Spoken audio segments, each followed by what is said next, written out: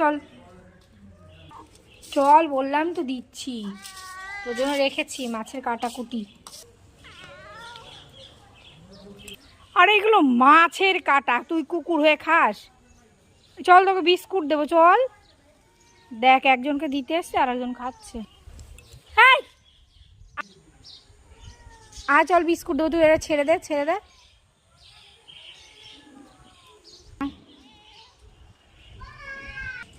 দেখ, ভয়তে পালিয়ে আস। খাবি আয়, বিস্কিট খাবি আয়। তুই ওর খাবারটা খেয়ে নিলি, এখন ও কি খাবে? হ্যাঁ, যাবে, তুই চলে যা। দেখো কাটাকুটি পড়ে রয়েছে, যা।